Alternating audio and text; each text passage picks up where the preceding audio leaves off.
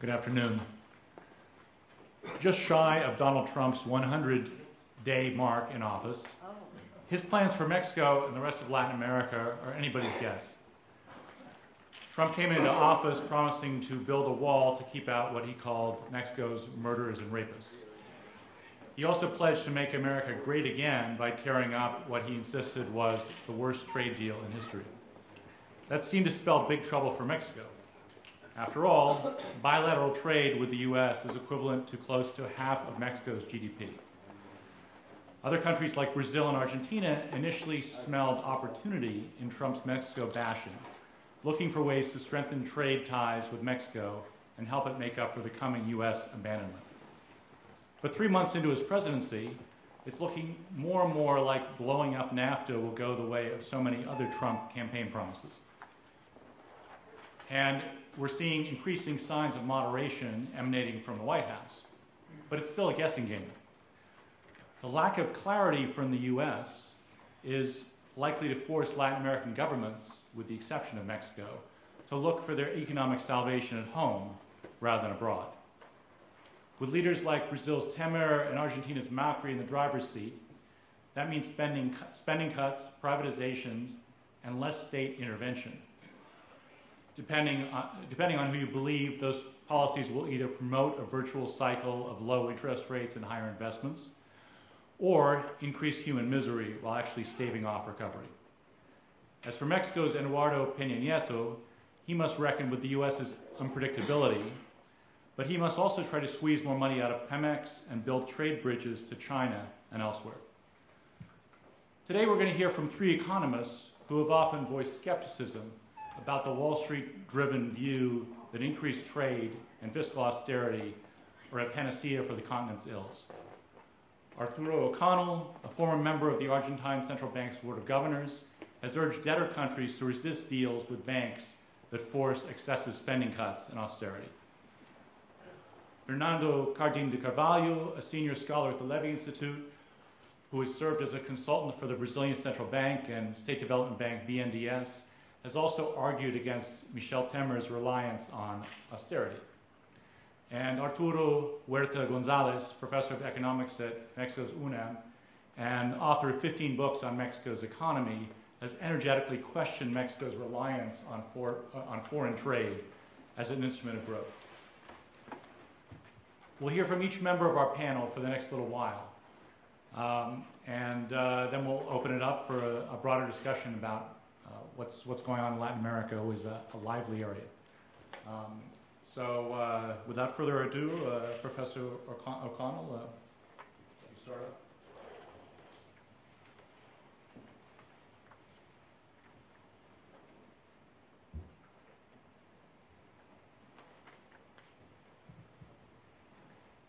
I'm a totally illiterate user of PowerPoints, but I'll try to do my best. Anyway, thank you very much for this opportunity to be with you and participate in this meeting that has been so fascinating up to now. The title, I didn't know how to best translate into English. De todos, all of us. It's very interesting that the new government, by now 15 months old, we have in Argentina, has erased the word public. And they use this of all of us. The word public is something that they don't want to use. Even the government-owned classical musical radio, for instance, the speakers used to say this is Radio Nacional, this is the national radio, it's an Argentinian radio and a public radio. That has been erased. Now it's an Argentine radio, de todos, of all of us. So that's why I insisted in initiating my talk with this. I saw that this heading, Latin American policy and new nationalism, and I wanted, just for the sake of information for many of us that might not know too much about the differences and things in Latin America, to insist that Argentina is not and quite a few other countries, it's not the same thing as other countries further to the north of Latin America. And the one thing, that's why I say Argentina idiosyncrasies. One is structural thing, like economists like to say. And other ones have to do a little bit with this new government. I mean, this structural things is that the Argentine business cycle is largely independent of the G7 real business cycle. When I read this question about the new nationalism, I mean, for Argentina, from that point of view, for Argentina structurally, let's see then what the new government thought about it. It wasn't that important what the United States could do about protectionism. Argentina is a grain exporter mainly. Still 2/3 of our exports are grains, which don't have a market in the United States because not only the United States is self-sufficient, but it's also an exporter of these grains, which led to 450 years to many conflict between Argentina and the United States. The quantities are weather dependent and the prices depend on droughts, floods, things like that. Yes, on the United States exchange rate. So when I heard people from the Fed saying things about the United States exchange rate, I was quite curious. We have seen very clearly that when the dollar tends to appreciate, then commodity prices in general tend to go down, and particularly grains, food products. And then financial speculation, which is a new development in a way of the last, say, 15, 20 odd years, where investment funds have included in their basket of speculation entering and going out of commodities. So for a time you can see prices of grains going up enormously, like soya beans at one moment in the 2006, 2007, etc. There was no dearth of soya beans at all, but it became a good place to speculate. And then in 2013, they started going down. At that time, it was, so to speak, useful because in the middle of the crisis, they kept going up, many of these commodities. So, as a grain exporter mainly, then what happens in the United States has to do more with these financial things. In manufacturing exports, there's a proportion of manufacturing. What is important for Argentina is the Brazilian market. It's mostly, say, 80% of our manufacturing exports go to Brazil. Large part of it, automobiles, because the motor car industry has kind of organized the work in, at least in the southern part of South America, by doing some things in Brazil, other things in Argentina. What is important for Argentina is the financial cycle, not the real cycle. I mean, the state of GDP in the G7, in the more advanced countries. That is very important since Argentina started opening up to financial forces, international forces in the late 70s. Plus, something that already was there but has become more and more important, a chronic tendency of Argentine citizens to place their money abroad. And so then it becomes important what happens with international finance. So additional to these things, there are the current circumstances. And the current circumstances are rather paradoxical. In this moment of nationalism, the new nationalism, these guys that came to office in December 2015, first thing, government out of meddling with economic affairs in general. B, opening the country to the world economy commercially as much as possible by signing free trade agreements. I mean, there was a moment at which, before the election, Argentina was keen on signing a free trade agreement with the United States, something that also had a story in the early 1990s. And of course, that doesn't sound like going, that's why I say it's out of step comeback of the Washington consensus. I mean, these people are still thinking in those terms. For a Berlin Wall, liberalized capitalism is the thing, and that's it. So in this question of free trade, then they wanted to join also the Pacific agreement, which, as we all know, has collapsed, at least for the time being.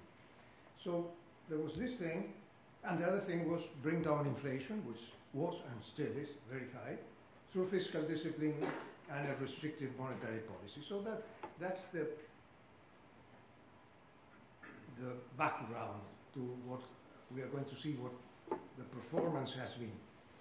It's this country that, in terms of trade, is rather autonomous of many, what happens in many other countries, but from the point of view of finance, it's very much dependent on the financial cycle. So what did these new guys that came to office initiated the government? The first thing was elimination of what became so-called cepo cambiario. El cepo is something that was used by the Inquisition. It's something that it's two pieces of wood that do like that. And there were restrictions precisely to something that all Argentinians, we all love to do, which is to place our money abroad, to buy dollars and place it somewhere abroad. And there was very strong restrictions under the previous government, particularly in the last few years. There was some allowance before, but in the last few years there were enormous restrictions. The other thing was withdrawal of central bank intervention in the foreign exchange market, trying not to have a too strong a devaluation. The other thing was settling litigation with foreign creditors. As you know, Argentina was involved in what was for a long time called the kind of the most important secular conflict between debtors and creditors, which had paralyzed precisely access to international financial markets. Paralysis that for most people in the previous government was of no interest at all. I mean, we could perfectly well handle, with some difficulty, but we could handle the situation. The other thing was elimination of taxes on export of primary products. That is also something which is pretty odd in the case of Argentina. Uruguay did something the same, which is most countries subsidize agricultural exports, to sell cheaply. The European Union does it, the United States does it.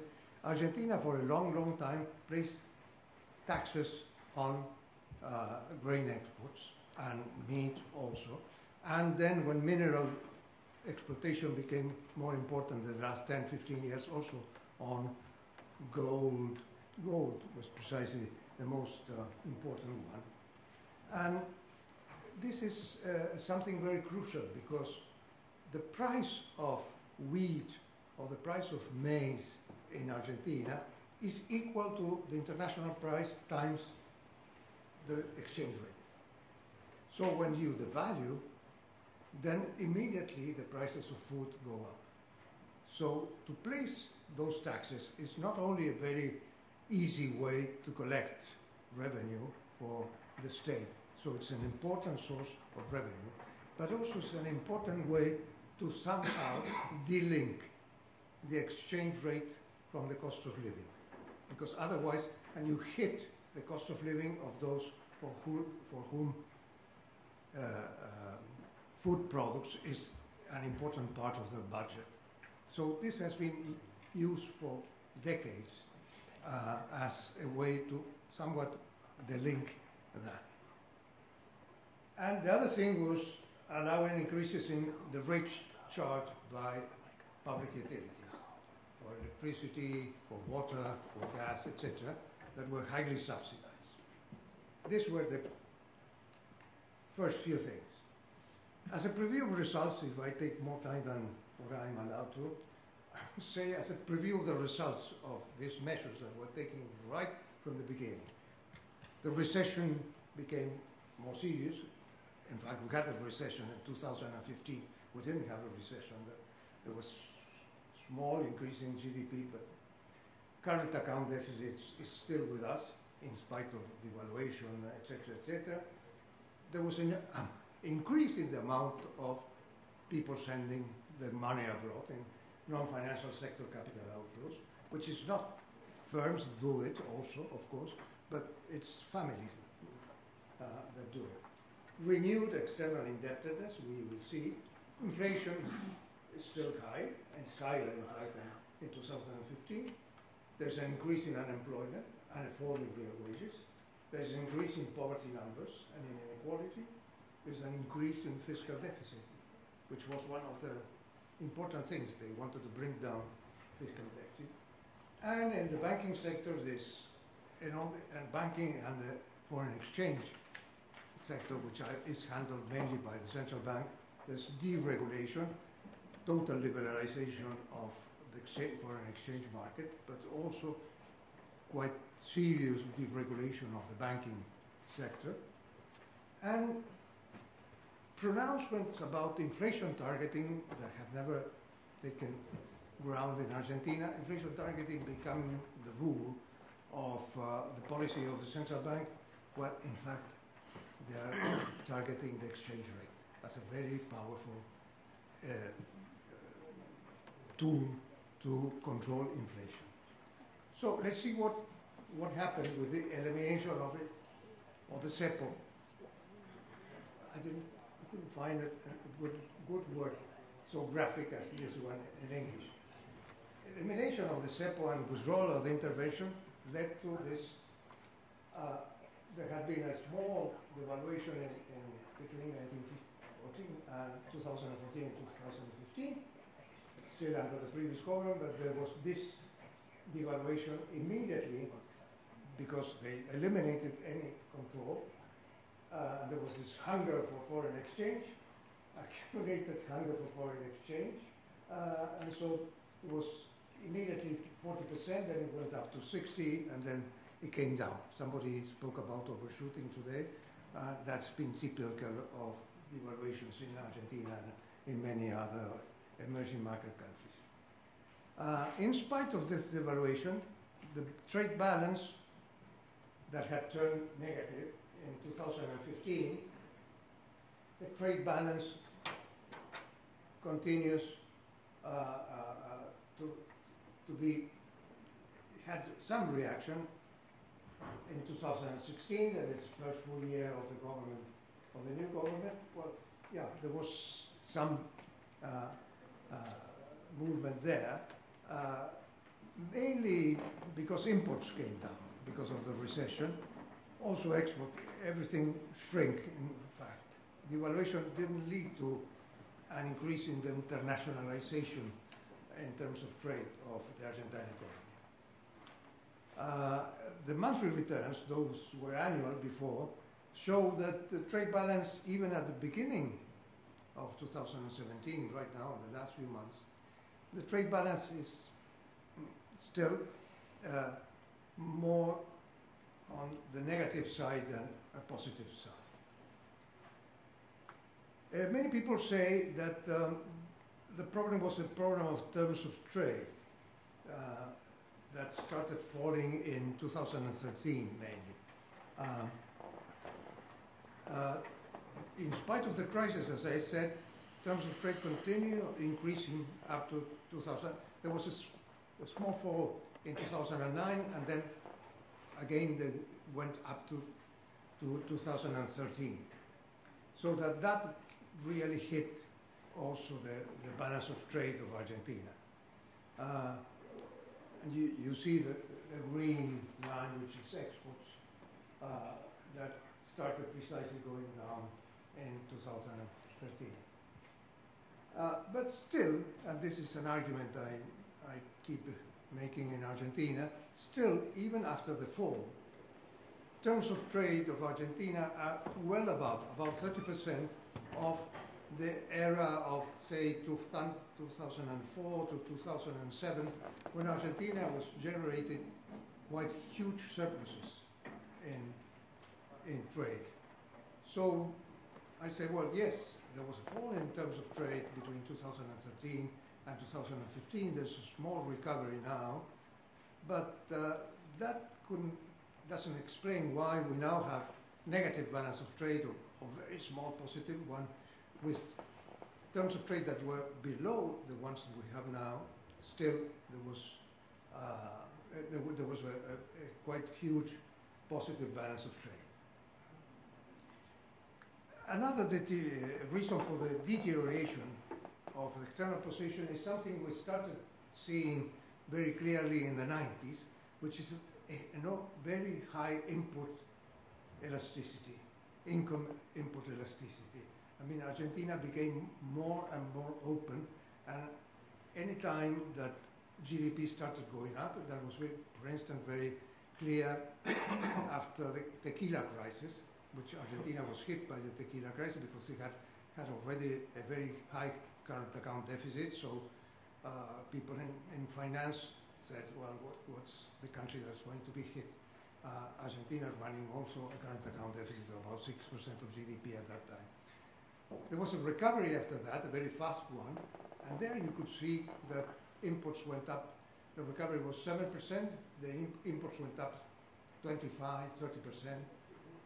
And you see that, this import elasticity between 3 and 4. So every time that go up, GDP grows, we have this problem, which is a new problem. It's an old 1950s, 1960s problem all over Latin America, the famous external bottleneck about which CEPAL, the Economic Commission for Latin America of the United Nations, used to speak and say that we had to do import substitution to cope with that phenomenon. But then in the late 60s and early 70s, there was practically an agricultural revolution in Argentina. We had very much great increases in agricultural products, and so that started to disappear. It reappeared by the hand of financial services because of the opening up to finance, but not in terms of trade. So this import elasticity is very high, and you can see, for instance, the motor car industry. In the 1980s, the motor car industry, a car produced in Argentina was using 40% of foreign parts. Now it's using 80% of foreign parts. And it's important, I mean, the whole motor car industry in the previous years was generating a $10 billion deficit. Everybody spoke about our deficit in the oil industry, but there was this deficit in the motor car industry, about which there's not too much talk, because publicity by the motor car industry does a lot of good for newspapers, radio stations, etc. So you won't see too much criticism of that. And of course, everybody loves having a car. In search of a better explanation, me and some other people, we speak about what happened with the real effective exchange rate. And you see, in those years, after the crisis we had in 2001, 2002, beginning in 2003, you see what was the level of the real multilateral effective exchange rate. Multilateral and discounting inflation. So there it was kind of precisely the average was index at 100. And then in 2007, it starts going down, down, down, and down, with a recovery because of the evaluation of this new government. But it's a very important fall.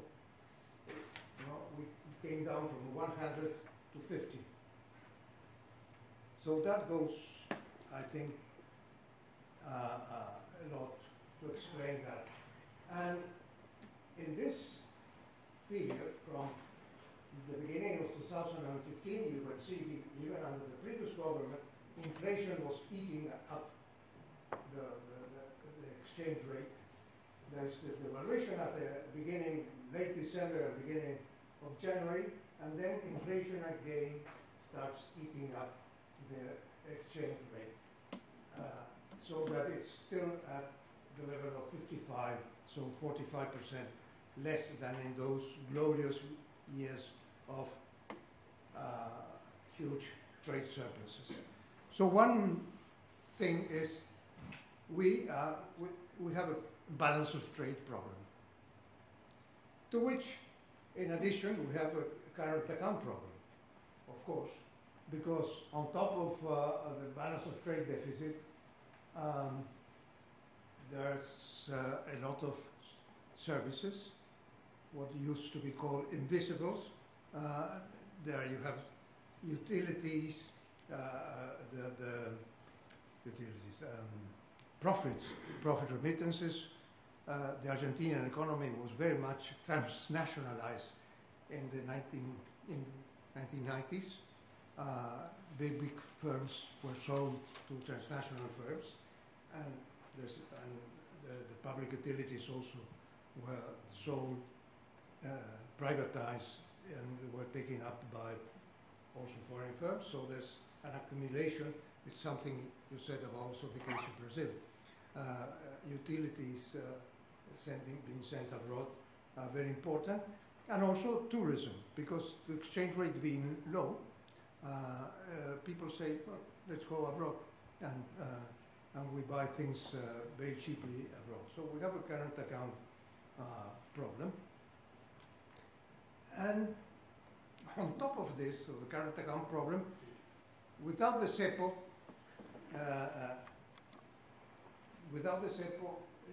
you can see now, again, there's this outflow. This is inflows and outflows. Outflows I place in red. They increase enormously under this new government.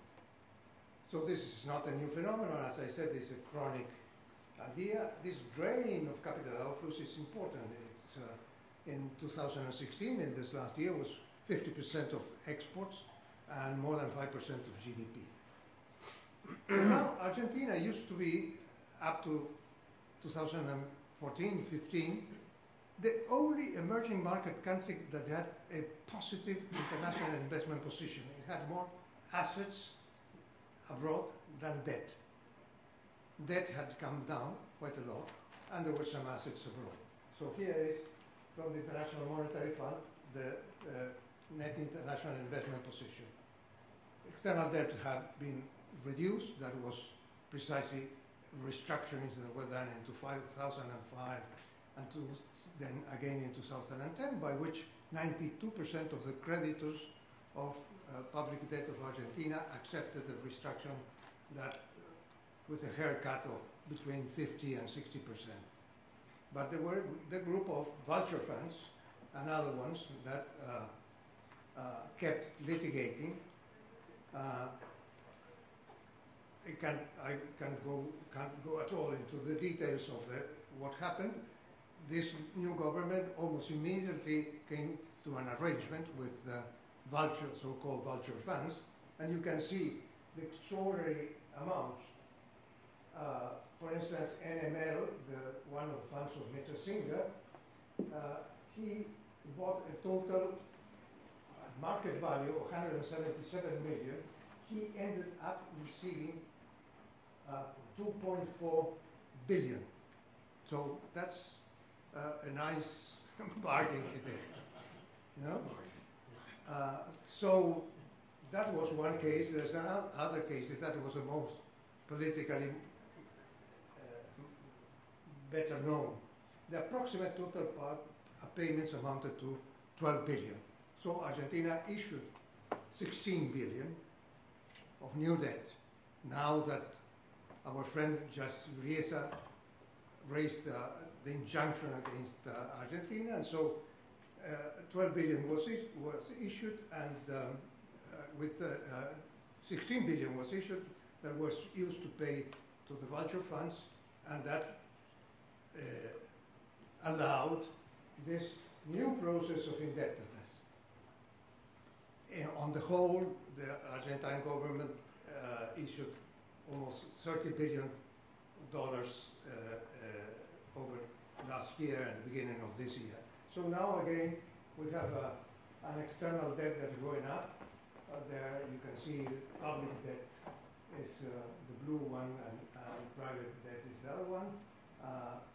No, you can see more than 60% of the external debt is. So now I've been asked to wind up. You can see this is GDP. You can see quarter by quarter how it kept going down during 2016. There are many other figures here for other more frequent indices, manufacturing industry, construction, etc. Here's inflation. Inflation was something above 30% in 2015. Now it went up to 40% because of the impact of the devaluation and the increase in tariffs of public utilities, which was extraordinary. 4 times, 5 times increase in public utilities. So inflation didn't stop. That was one also of their main things to bring down inflation. Inflation didn't stop. It went, in fact, it increased. And here is, you can see the case of what happened with some of the public utilities. They increased 4 times, 3 times. And inflation, of course, hit real wages. So real wages went down. And then unions, yes, this is another part of the special circumstances of Argentina. Unions are still quite strong. So they bargain, the well-organized group of workers in unions managed to recover half of what they lost. They lost about 7% of real wage. By the end of the year 2016, they managed to bring down to a 4% loss. But there have been problems of unemployment. I hope, no, I'm going to show you.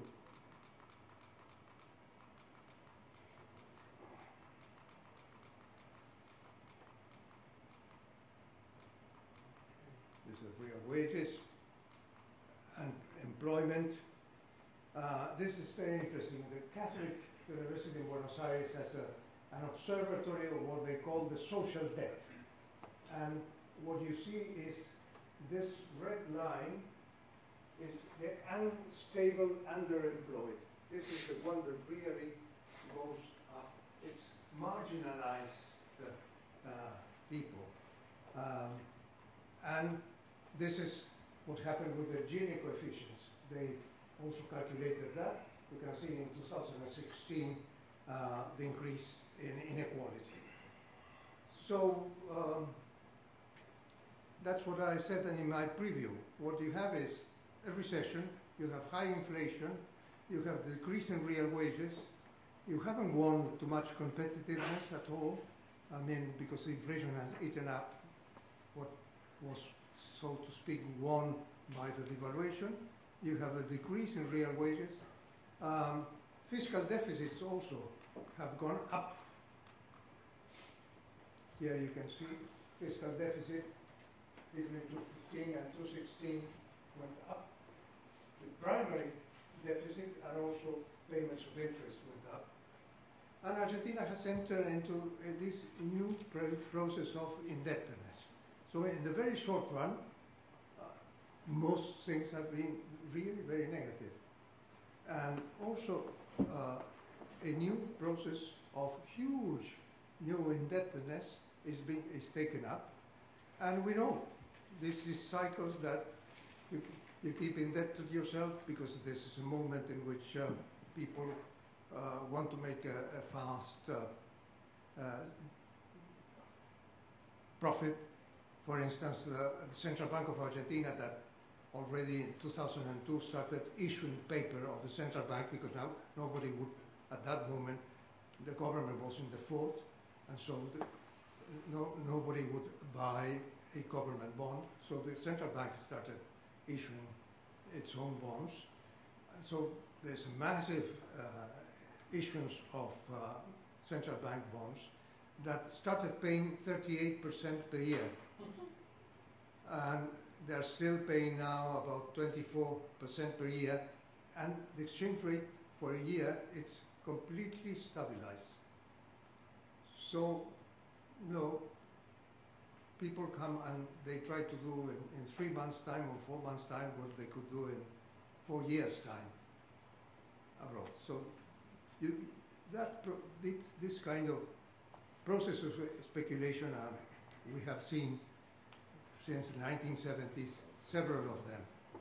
So we don't think that the future is rosy. So thank you very much.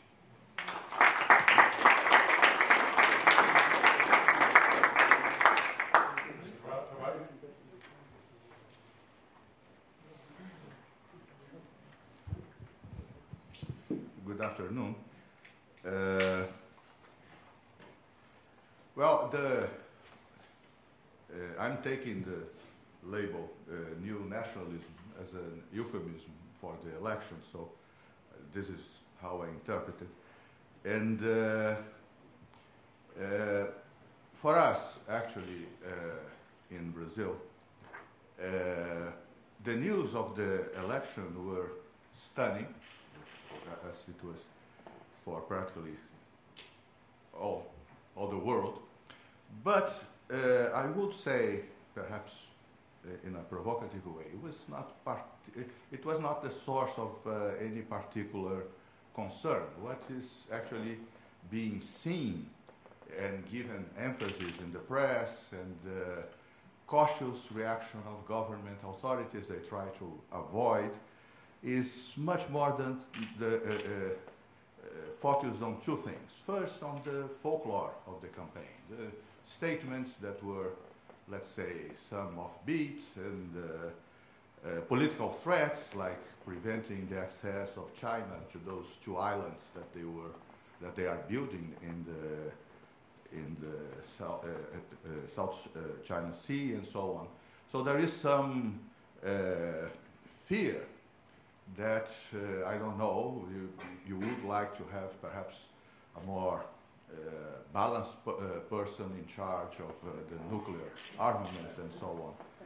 And of course, some of the phrases and things like this got to the press in Brazil, and they were surprising, to say the least. But they have not been, to tell the truth, a source of concern, especially in what respect to policy or to economic policy.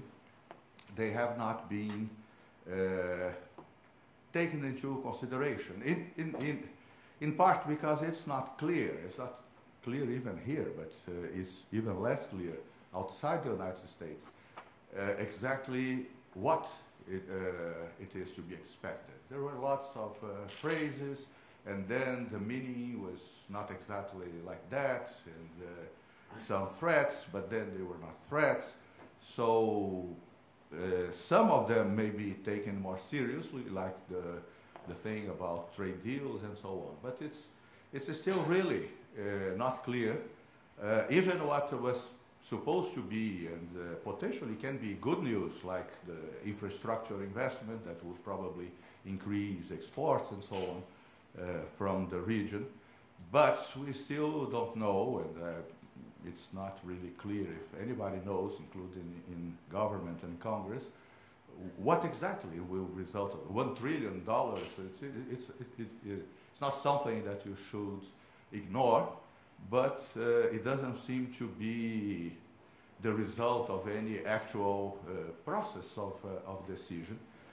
So far, it's rather the folklore side of it that is really being taken. It's an unusual public figure, or as Arturo would say, this unusual figura de todos, but it is, we don't really know much more about this. And perhaps more important than this, is that, in last year's conference, we actually had this discussion. We have had so many problems for quite a long time now that it's not easy to see what exactly could be made worse by the eventual policies that come to be decided. And just to give an idea, I don't want to depress you with this is our GDP. These are levels, these are not rates of growth. And we can see the peak of this was in mid-2013. So our problems are, became very explicit much before anything could happen in the US. And in fact, they don't have much to do with the international economy. There is some discussion in terms of the deceleration of trade and so on, but certainly Mr. Trump didn't add anything particularly important. If you, I don't know if you can see the numbers there, but from the peak in mid-2013 to the bottom there in the last quarter of 2016, GDP fell 10%. So it is not a trivial loss. This is a big, big loss. And in particular, when we,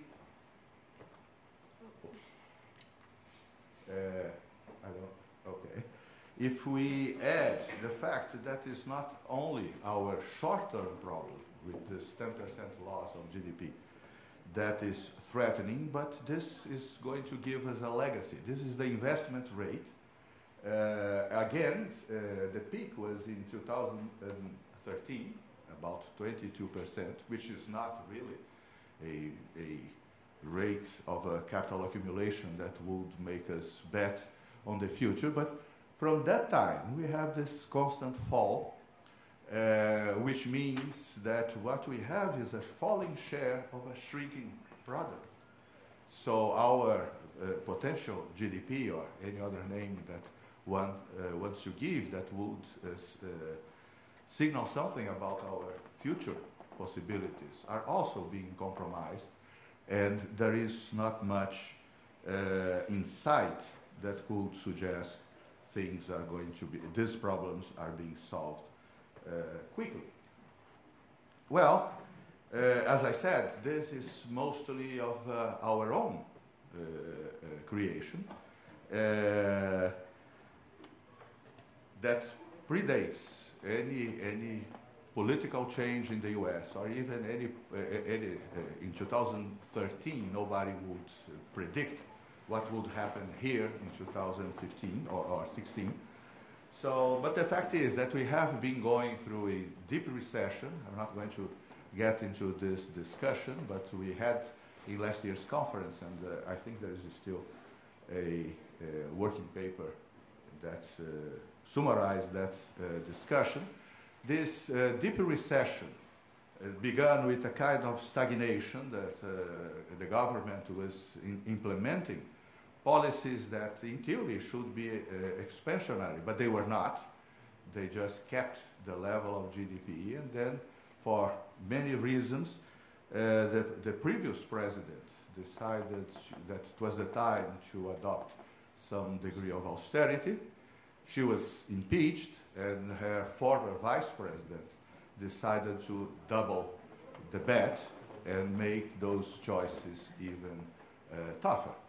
There are some internal political reasons for this bet that, again, we can eventually explore in the discussion. I don't want to be taking too much out of the way I planned, but those austerity policies in the midst of a situation in which growth was already decelerating and being transformed in a fall was certainly not a good decision, and the result was more or less what one would expect. When you use those policies in a decline in output, you end up with much higher fiscal deficits because revenues collapse.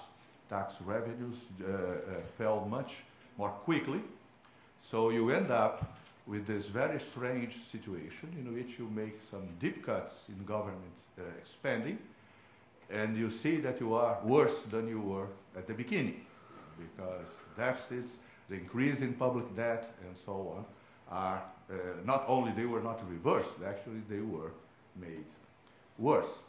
This would be by itself a very sad story, especially for us, who used to be very optimistic, and we love to sing and dance and carnival and so on.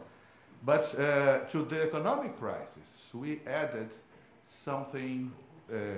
I am in my 60s, and I follow what happened since I was a teenager for reasons that don't matter here. But I never saw anything like this. And what is worse, nobody there can see how it will end. It's a political crisis that was rooted in this gigantic corruption scandal that seems to involve absolutely all levels of government, and actually it seems to involve everybody in government. The security guard at the door probably took some money from the construction company. And the fact is that we got to a situation in which no way out seems to be in sight. And this is particularly serious because we have general elections, presidential and for Congress, next year, and there are no candidates, actually, that are not being threatened with jail. In fact, this is what we are talking about. So whatever is happening here or in Western Europe, if Marine Le Pen wins the first ballot this Sunday and so on, is, of course, is a source of concern and so on, but doesn't really make much difference in the short term, at least. And the question is, can it make an important difference in a medium term? The long term for us does not exist anyway, so we don't really waste our time with these kind of things. Well, how could, through what channels could we expect some impact of what happens here, assuming that at least some of the campaign announcements were to be followed? Well, we could see this through international trade or capital flows, our relations with the rest of the world, how vulnerable at this point we are here. So the first thing I would like to show here is this graph shows the degree of openness in the old sense, is how CEPAL, the UN organ, still calculates this exports plus imports as a share of GDP. Is the old sense because this kind of measure were created when capital flows were not important. There were capital controls and so on. So this is not really, this is not a degree of openness. It's at most, it deals with trade. And the two lines below are Brazil and Argentina. Brazil is the gray one. Argentina is the, orange one. The blue one is Chile, which would be a small economy. That would be, and so kind of doesn't have a choice. They have to be open. They depend on the provision of goods and exporting markets. And the yellow one is Mexico, which has a particular situation because of its relation with the US. So if at first sight, it's not that much a source of concern because foreign trade is not immediately in quantitative terms a variable that could, let's say, threaten us directly. However, as Arturo pointed out to Argentina, the same thing happens in Brazil. The income elasticity of imports grew a lot in the last 15 to 20 years because of the opening of the economy, because of the trade treaties that prevented the use of lots of the precautionary instruments that the governments had in the region. So the problem is that some very strategic imports could be affected, and this could not be seen just by an aggregate measure. So the degree of openness is relatively low for us. It's more or less is a size effect. Brazil and Argentina are big economies, have a big internal market, so it is to be expected that consumption, private investment, government, and so on would be much bigger than in a very open economy, but there is some reason to concern.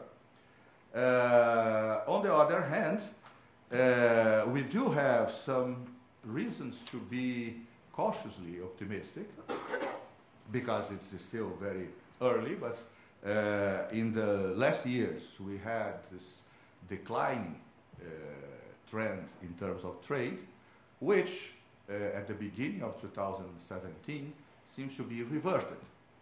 Of course, to a large part this is because China is back. Not the whole China. China used to be 13% a year, now it's 6.9, beating the expectations of 6.5 rate of growth. But this has been a source of relief when all the domestic demand, including government, is declining. So is it going to continue? Well, beyond hope is very difficult to see. But this is reflected on the fact that the sectors that are growing to some extent in the last months are agriculture and mineral extraction, iron. This is what the Chinese buy. So terms of trade offer some relief, and perhaps we could also be protected against some turbulence in the international economy. But the key variable here is actually China. When China goes well, everybody dances in the streets. In Brazil, when China is sad, we cry a lot. Well, capital flows have been holding. This is foreign direct investment, which is usually preferred by the authorities because it's supposed to be more stable in contrast to portfolio capital. Portfolio capital has been volatile. It responds to changes in the federal funds rate, responds to changes of practically anything one can think of. But foreign direct investment has been holding. Again, this is not share of anything. This is the amount in billion dollars. So, which is a little confusing because things are going really bad, but there is still this bet that whatever is left can be bought at good prices. The variable that, let's say, makes people sleep better in Brazil is the level of reserves. Reserves have been very high. It's not like China. This is not the accumulation of surplus in the trade account. This is mostly capital investment, portfolio flows and foreign direct investment. But there is no obligation to allow the return at a fixed exchange rate. The exchange rate regime is floating exchange rates.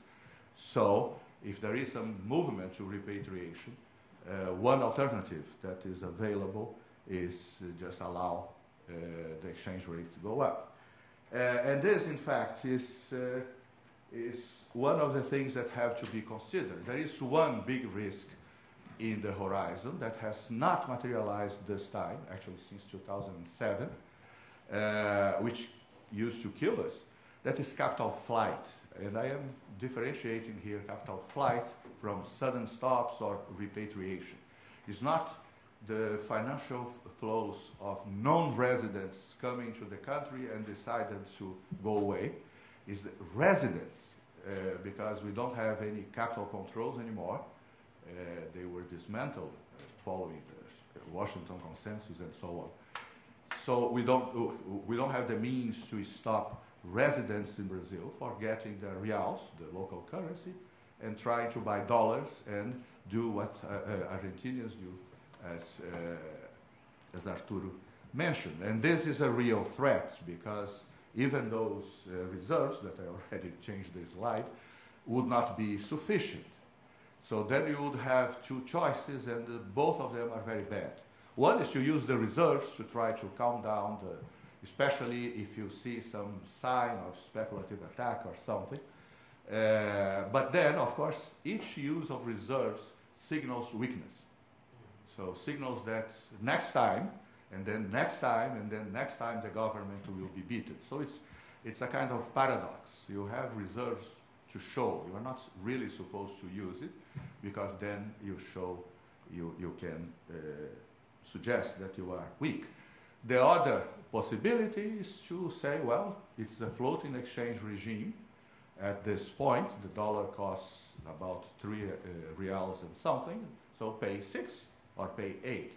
Which, of course, I can say this here, just because this is a gathering of interested people in those problems, but a policymaker cannot do this. It's inflation, everything would really suffer very serious consequences if we had this change. So the really strategic point here, okay, I'm going to the last slide. The real point here, the thing that should perhaps concern us most is capital flight. At what point Brazilian residents decide that there is no way out, so it's the time to run while you can, especially before the other people run, and this is what usually kills. So in this picture, what could the new nationalism do that could affect our situation? Of course, protectionism would affect directly. There is no, especially in some sectors in which the Brazilian economy, like orange juice, for instance, that used to be a very strong source of friction with the Florida producers and so on. So there are a lot sectors that could suffer, but not the ones, these are not the ones that are leading exports and so on. So at some point, as I said before, it's still China that matters more immediately, more than the US. Of course, you have a domestic problem that is overappreciation. Arturo elaborated a lot, and Paulo this morning about Italy and so on. I'm not going to get into this because I have less than 1 minute left. The thing that perhaps could be more affect in a more durable way was what is going to happen with the whole structure of treaties and organizations, things like the WTO and the Uruguay round and so on. If those are denounced, what is left? And even here there is some ambiguity, because some of those treaties are very bad for the region. They included investment in trade agreements that created some constraints on the domestic policy about foreign investments. They prohibited free trade agreements, for instance, with the US, usually includes a clause that prohibits any kind of restatement of capital controls. So on the one hand, it would be nice to be able to go back in time and perhaps this time pay attention to the documents that were signed. But one thing, one risk is bad, is that those institutions, especially the WTO, for instance, they offer a court of arbitration. In the past, countries have to deal directly.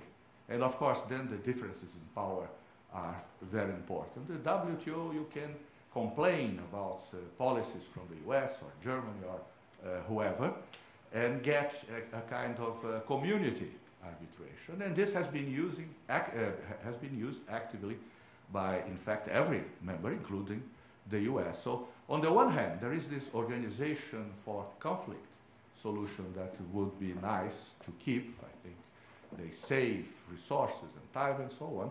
On the other hand, some of what we would lose would be welcome, actually, things that should not be signed. Well, what about capital flows? FDI could be affected by the America First, probably should. I don't know how many investors the president can call by phone and say, stay here, please, at any one time, but it could create a bad environment. It's still to be seen. So far we have the more cinematographic thing of getting the phone and talk to the CEO of some place. It's not clear exactly what's going to happen. And of course, the change in the Fed interest rate policy stance has nothing to do with the new nationalism. It was expected, and I think that there is some preparation. So the point is that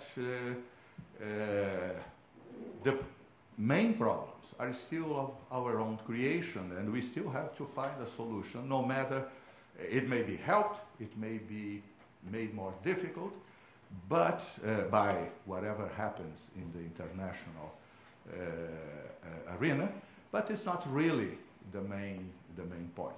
I will just finish. There is a Brazilian saying, actually it's not a saying, this was a Brazilian author that created this phrase some time ago, that every 15 years Brazilians forget what happened in the last 15 years.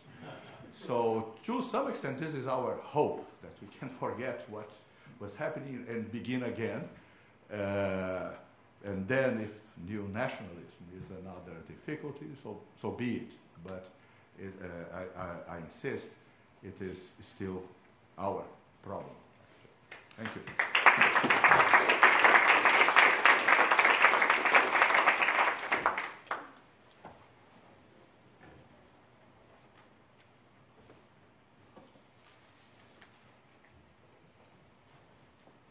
Hi, my name is Arturo Huerta. I'm from the National University of Mexico.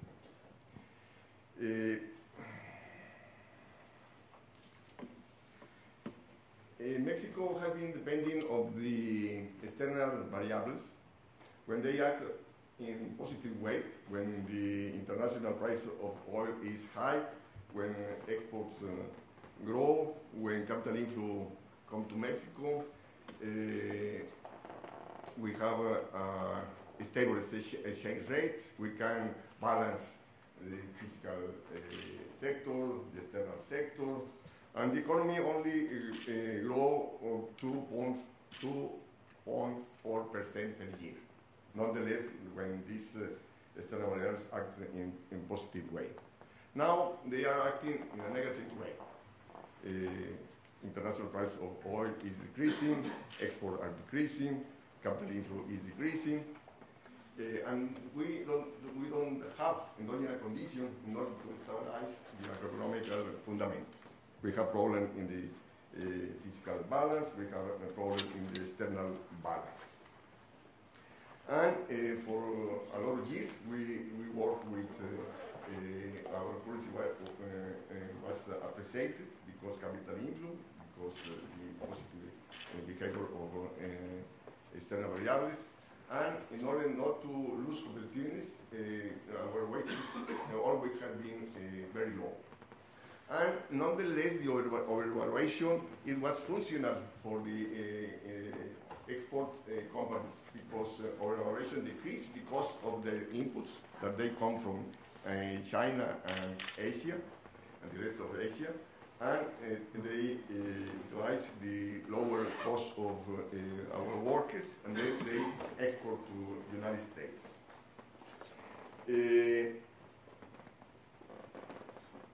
Highlighting the need for a change in economic policy in order how we are going to confront this situation. Because now, with the nationalist position of the Trump government, is going to affect our exports. The monetary policy of the Fed is affecting capital inflow to Mexico, and we have the problem that the oil revenues have been decreasing, not only because the lower international price of oil, and because with the oil reform, now the private sector participate in the oil industry, and then the oil revenues, and they need to be shared with the private sector. And then the government is going to receive less oil revenues. In these slides, what happened? The price of the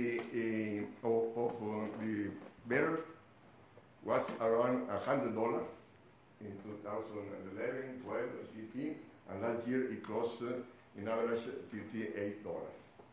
And the oil exports were around $50 billion in 2011. Last year, only $15 billion. And then the trade deficit has increased.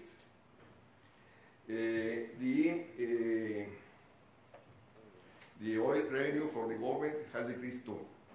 In the past, it was 40%. In 2015, 53% of total revenues of the government. Last year, only 16%. And then the situation has increased the fiscal deficit. Last year was lower than 2015 because the fiscal contraction is economic policy. And the exchange rate has been evaluated. It was around 13 pesos per dollar. Last year we finished with 20 pesos 61 cents per dollar, and now it's last week it was 18.50 pesos per dollar, and today it's 19 because the speech of Trump yesterday, and we are going to talk about this later. The public debt ratio has increased in 4 years, passed from 34% of the GDP to 48% in December last year. Internal and external public debt has increased in the last 4 years, and the GDP only has grown 1.7% per year. And then public debt is increasing, the economic activity doesn't grow, and in the past, the government used to adjust or to decrease the public debt selling public enterprises. And now we don't have more public enterprises to sell. The oil reform was done, no? And the problem is how to adjust this problem. About trade opening. Before the NAFTA, that it began in 1994, the trade opening was 25%, and last year 78.1%. And the open trade of the United States in 2015 was 28%. And this situation, we have lower productivity than our trade partners, and then we have trade deficit, we have less industry, we have more underemployment, etc. The largest commercial volume between Mexico and the United States is in vehicles, machinery, and electric machinery. Imports from the United States include oil, minerals, medical and optical instruments, and agricultural products. In 2015, Mexico trade, export and imports with the United States represent 46.7% of the GDP, whereas for the United States represent only 2.7% of the GDP. Export from primary sector accounted for 37% of the final demand to Mexico. In 20 years, from 1995 to 2015, exports grew 8.1%. And important thing is how imports originated in the United States have been decreasing, and imports originated in China have increased a lot. The participation of the imports that comes from the United States decreased from 74% to 47%, and imports originated in China have increased a lot. We can see for the data from the United States, the United States has a deficit with Mexico around 63 billion, but in our data, And we have a trade surplus about $122 billion. But we have a trade deficit with China, 65 billion, with the rest of Asia, 54 billion, and with the European Union, 25 billion. So the international enterprise, I say, they import from China the rest of Asia and export to the United States. In the last years, from the crisis 2008 to 2015, exports have been growing less. And last year, only they grew 1.2%. And this, they grew agricultural mineral mining exports because the devaluation. Devaluation in the manufacturing sector represents only 4% of the value of the production. 13.7% of our workers receive up to one minimum wage. And 60% of our workers receive up to 3 minimum wages. And the minimum wage is $4 per day. Only 6.1% receive more than 5 minimum wages. 58% of the employed population is in the informal economy. They don't have stable wages, they don't have labor rights. Yes, this is the minimum wages in pesos and in dollars. 2/3 of manufacturing exports were concentrated in electronic products, transportation equipment industry, electric industry. 88% of the exports of computer electrics were made by maquiladoras, and the national added value was only 14%. And in this transportation equipment, the local added value was 32%. The maquiladora companies made up 62% of manufacturing exports, and the average of the national value added was 33%.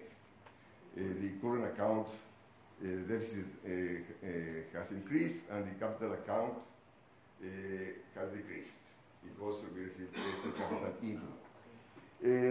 Farming exports is a very big problem for us because more than 95% of the export go to the United States. U.S. depends on 22% of farming imports from Mexico, 33% of agricultural imports. 60% of domestic consumption from Mexico of wheat was imported, 30% of corn, and 95% of soybeans. Farming export increased a lot in 2015 and last year because of the devaluation.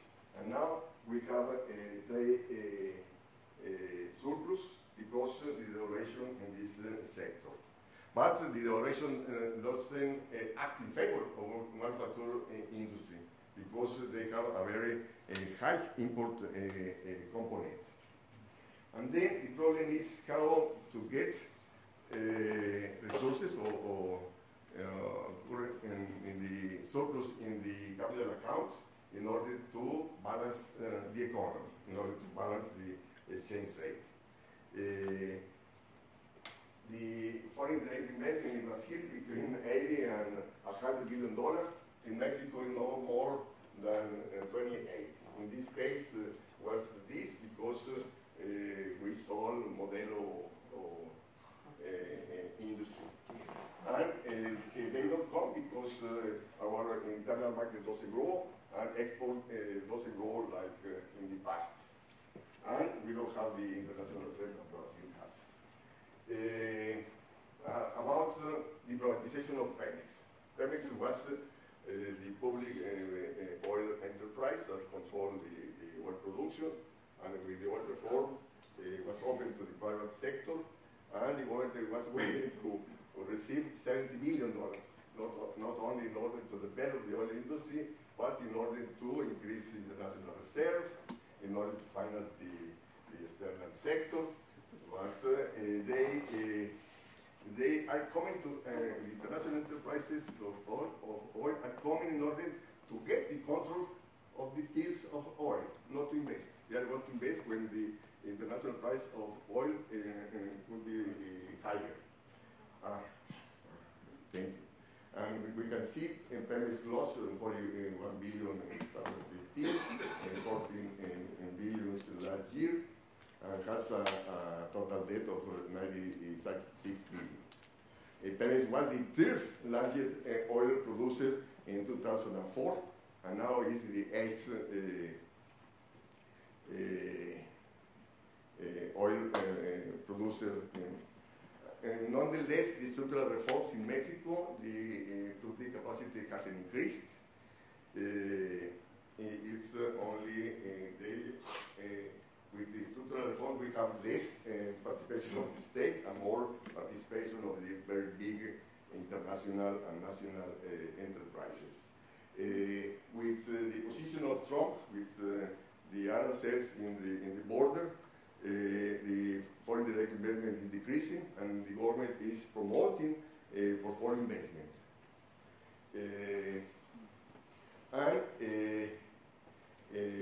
The Mexican stock market has increased in the 3 months of this year, grew more than all the year, because the expectation.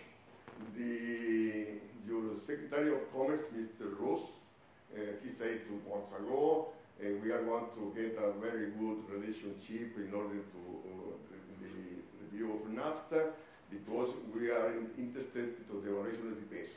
Because the United States lose more competitiveness with Mexico if the peso is devaluated. And this situation acts in favor of the stock market and in favor of the stability of the exchange rate. But now, with the position of Trump yesterday,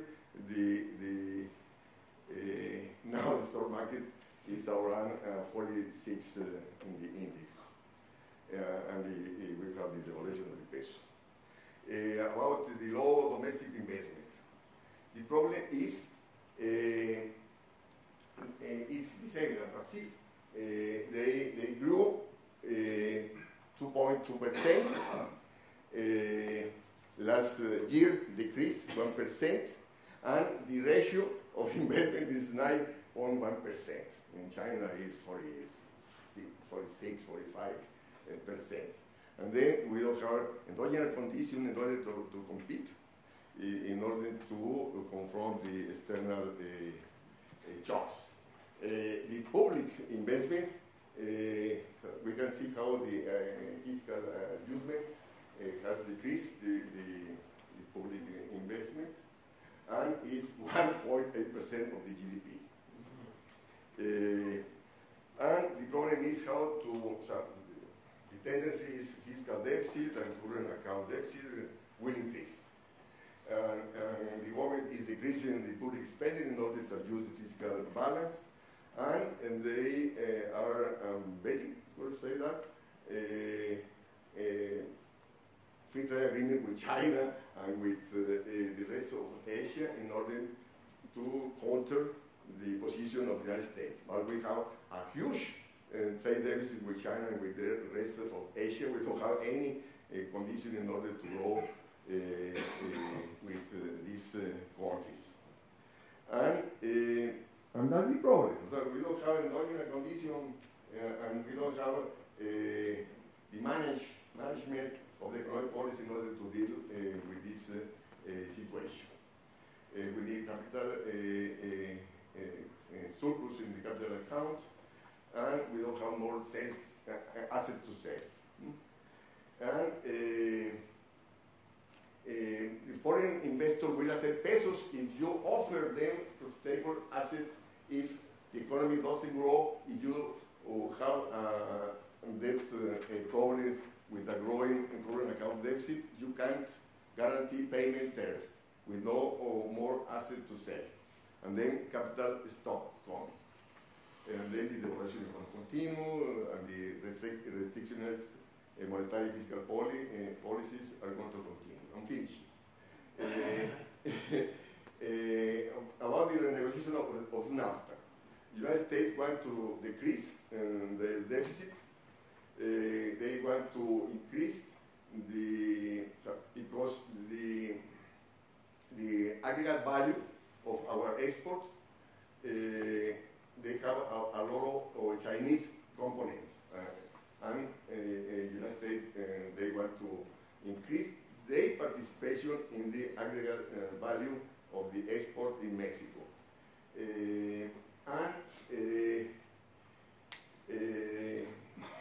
Yes, Trump has said that Mexico is winner, Mexico is loser. The country has win in all these free trade agreements has been China. For Mexico, it's better to left NAFTA and that continue, but the government is betting to continue. What should the Mexican government do? How should the central bank respond to the shift of the Fed rate policy? In December 2015, it was 3% of the interest rate, our interest rate. Now it's 6.5%. And this situation is decreasing economic activity, is increasing the insolvency problems, and instead of raising the interest rate to avoid capital outflows, they must offer profitable, productive investment options. No? Because in the past, the government used to sell enterprises in order to avoid capital outflow. No? But we don't have more assets to sell. And then my position is, with protectionist economic policy, no, that the Mexican government should respond with more nationalism than the nationalism of Trump. No? With protectionist economic policy in order to offer profitable, productive investment, in order to avoid capital outflow and in order to receive capital inflow. In a context of uncertainty, it's needed capital control to have flexible monetary policy. In order to have fiscal flexible policy too.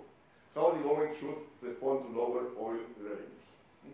They need to increase public spending in productive sector and to get full employment to boost economic growth and public revenue. No?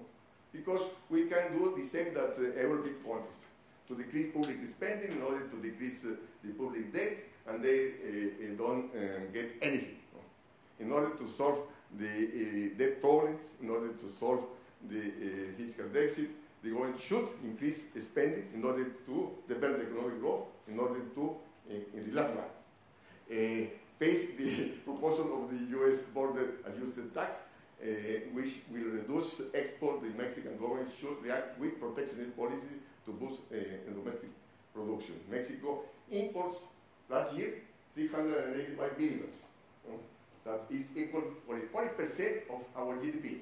And then it represents a very huge potential to grow to the internal market. Public spending needs to generate the condition to grow and to decrease the trade deficit. They need to renegotiate the payment of the standard debt to get a flexible economic policy in favor of economic growth and full employment. Thank you. Thank you.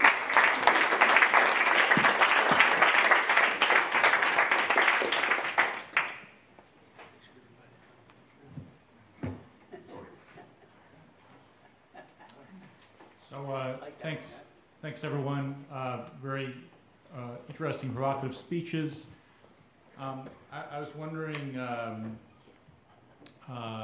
first of all, if we could hear a little bit more from Professor Huerta González.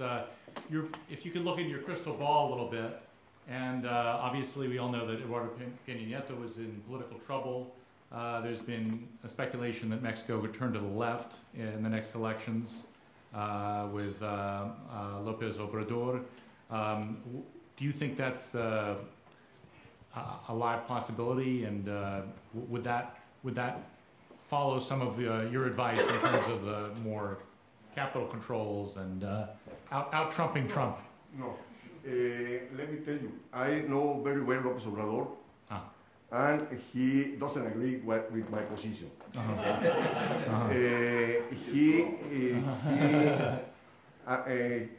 He always has said that I am a radical economist. No? If López Obrador, if the election were now, he will win. No? He will win. But he is not in the left position. He's in favor of the autonomous central bank. He's in favor of austerity and fiscal policy. He's in favor of open economy.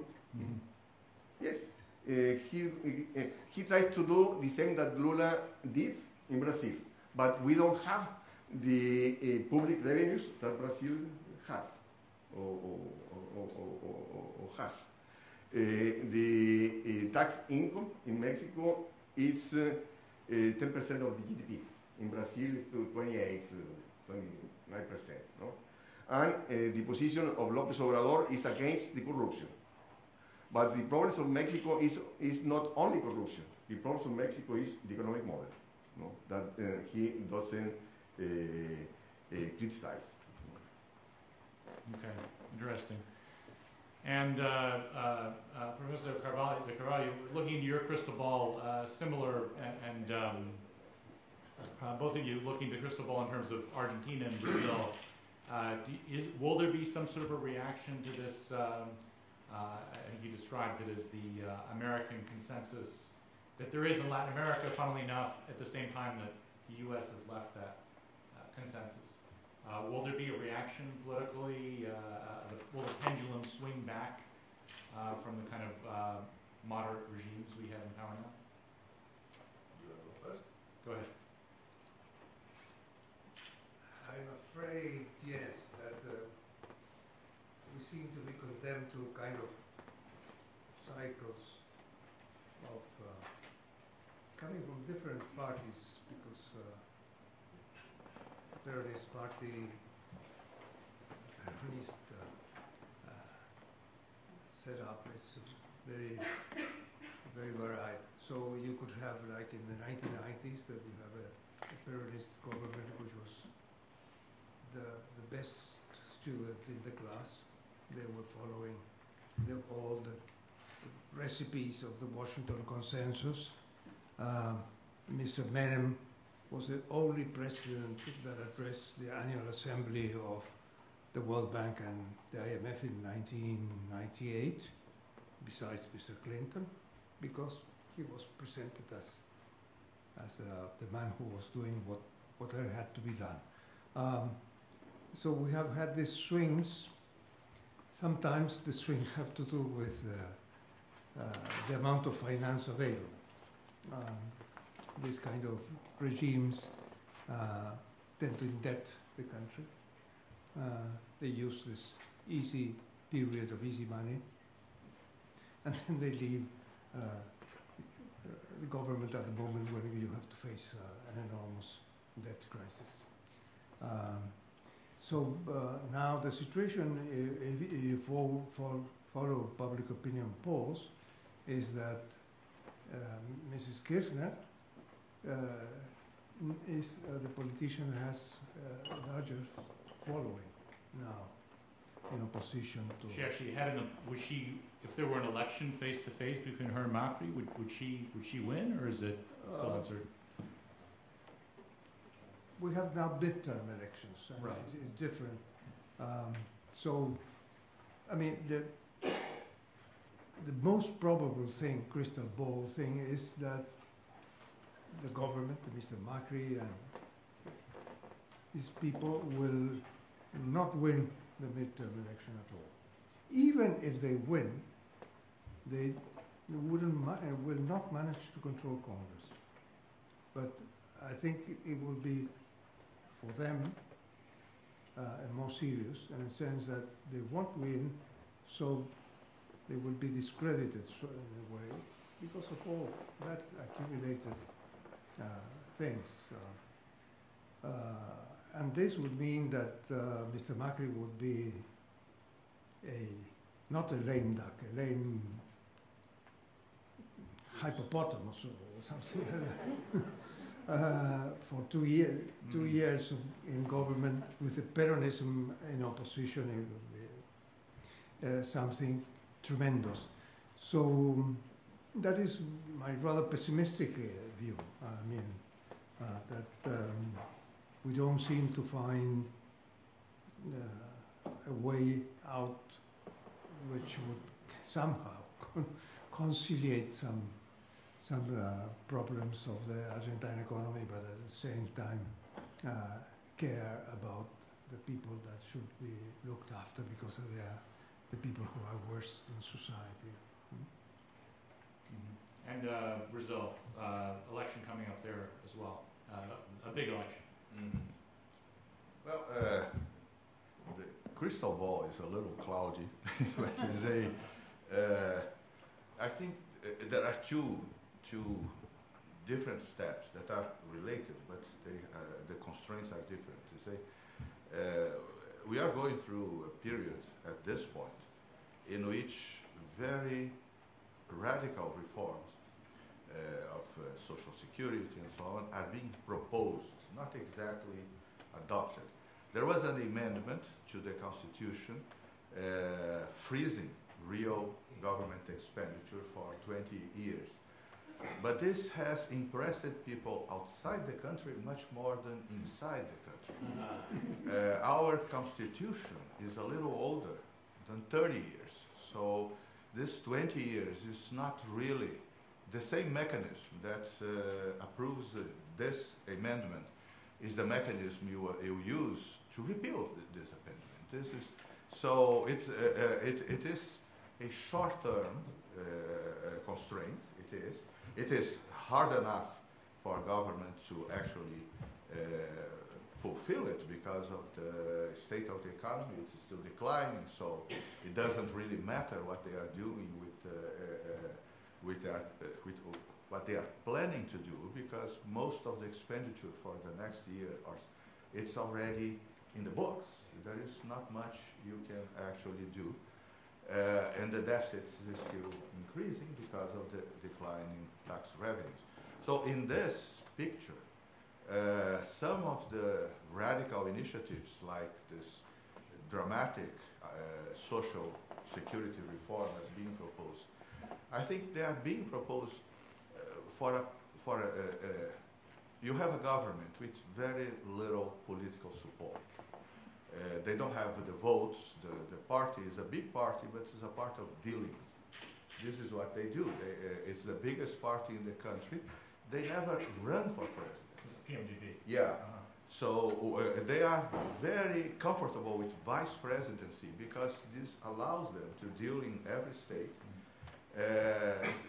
There is no ideological content on this. What is happening at this point is that the new president, who was the president of PMDB, saw he has only one source of political support, effective political support, is to create this situation of the Louis XIV or 15, I don't remember which one, after me, Le Deluge.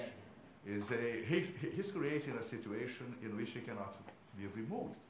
Because like everybody else in the political scene of Brazil, he is under the threat of actually being involved in these scandal corruptions. So he is creating a situation that if you remove me, everything will fall apart. So he can survive until 2018. 2018 is the general election that we have for the presidency, for the state governments, and for the Congress. The problem for 2018 is, and this is not a joke, is that, well, it is in a sense, but it's a sad joke, is that nobody knows who is actually going to be free. Free in the street sense, yeah. Because you do have a threat that is reaching everybody.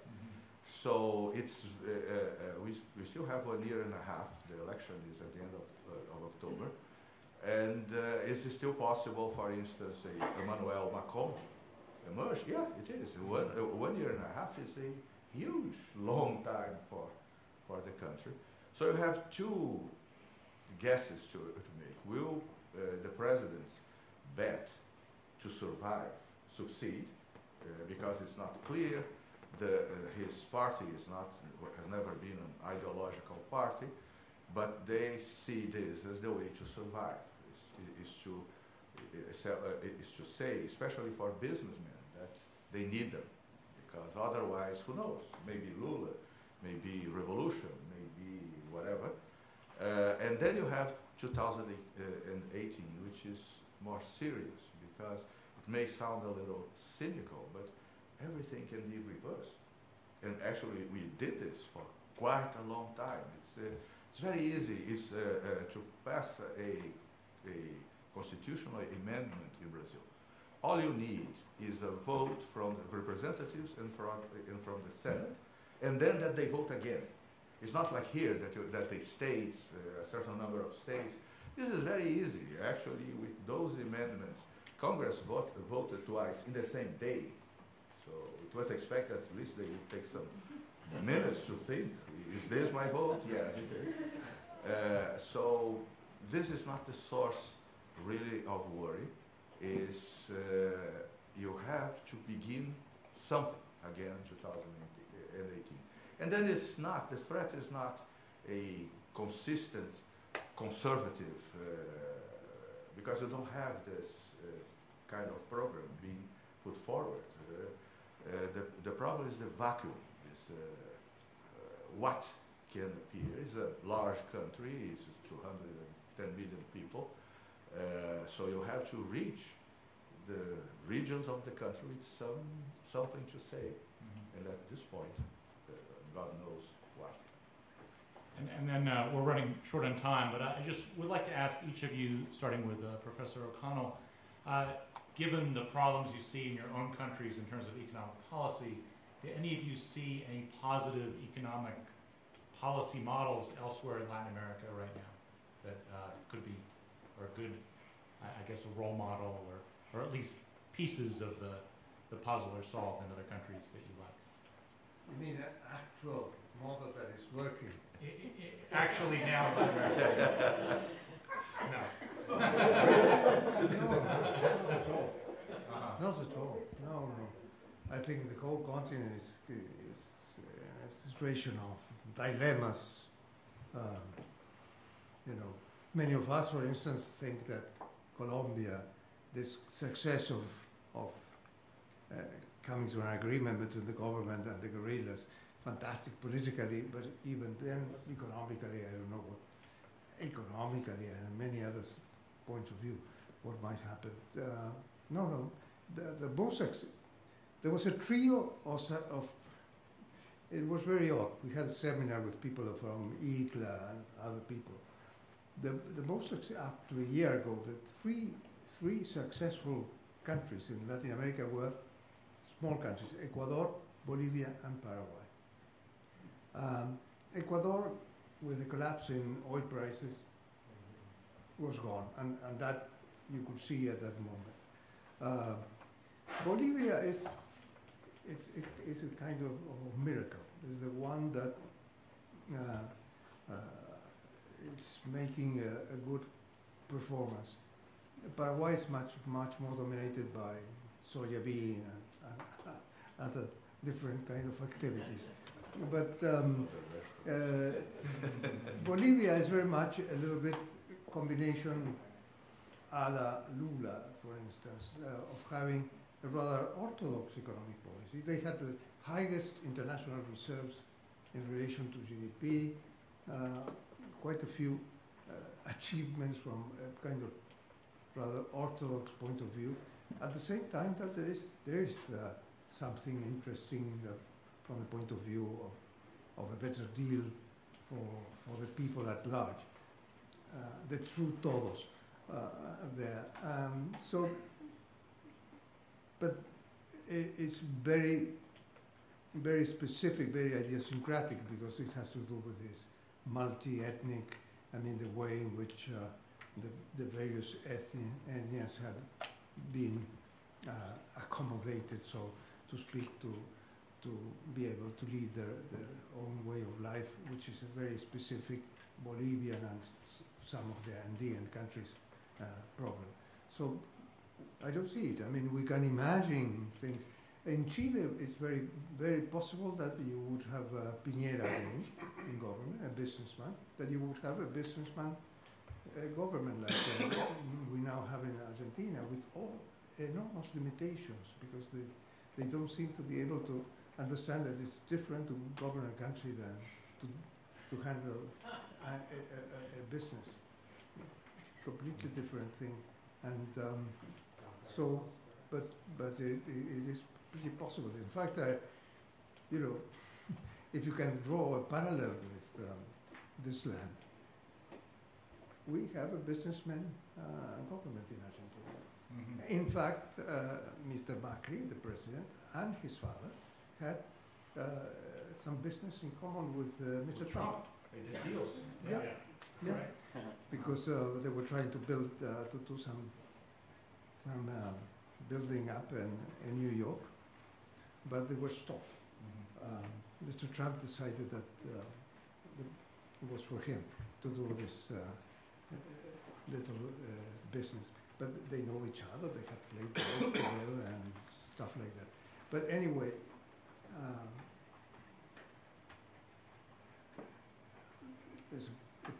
I understand there's a political mobilization in the United States in support of Mr. Trump, or there was at least the election, which is totally different. I mean, this governor in Argentina, businessman, is extremely isolated politically at large. I mean, they won because people didn't want a continuation of the previous government. It was very much a vote against. But now they're seen delivering what they thought that this new government would be delivered. There's a lot of people that are repenting very fast and thinking, trying to find another way out. So I don't see a way out. But I think it's not a Latin American problem at all. I mean, it's a global problem. I have an Italian wife. I spend quite a lot of my year in Italy, and there, what is it, Cinque Stelle that is going to win, or France, or Brexit, or whatnot. I mean, I think it's a world problem. I think we are not finding ways to kind of combine some kind of prosperity with more equality and a civil life, so to speak. Any questions from the audience quickly? A few. Quite a few.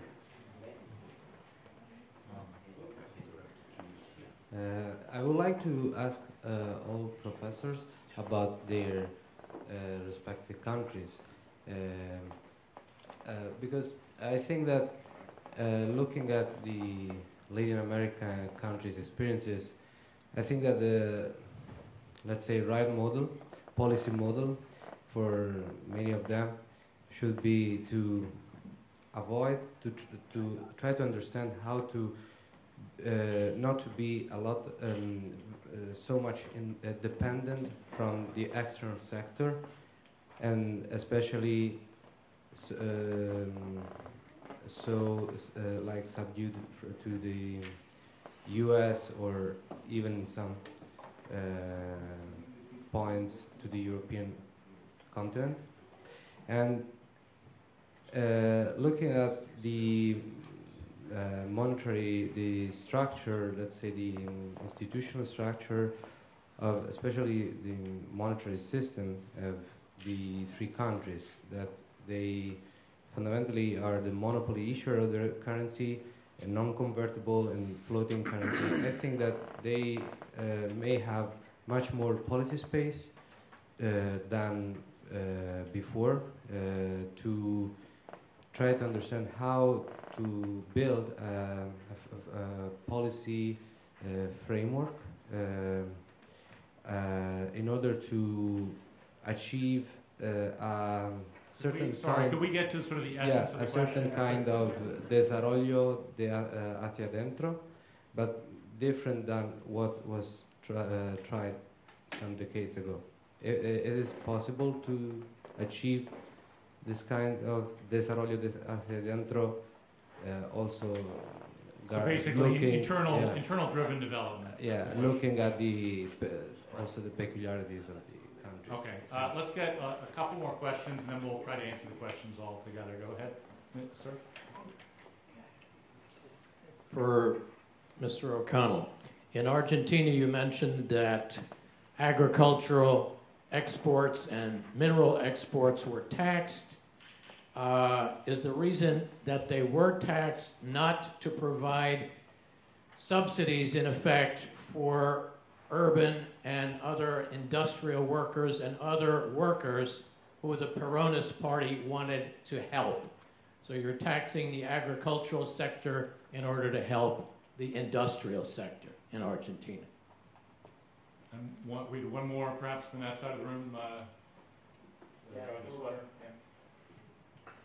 You mentioned that there is a global problem. I've followed the IMF discussions over the years, and it seems quite amazing for me that, you know, we've let the advanced countries off the hook, because, you know, what we have discussed regarding Europe and US is this fall in productivity, which, you know, according to Blanchard before he left, could be fixed with fiscal policy, and maybe also Summers has made the same point. So, you know, aren't your problems partly at least due to the very low growth performance of the advanced countries? And shouldn't we press through whatever means we have more expansive fiscal policies in those countries rather than trying to find a new development model for emerging countries? Thank you.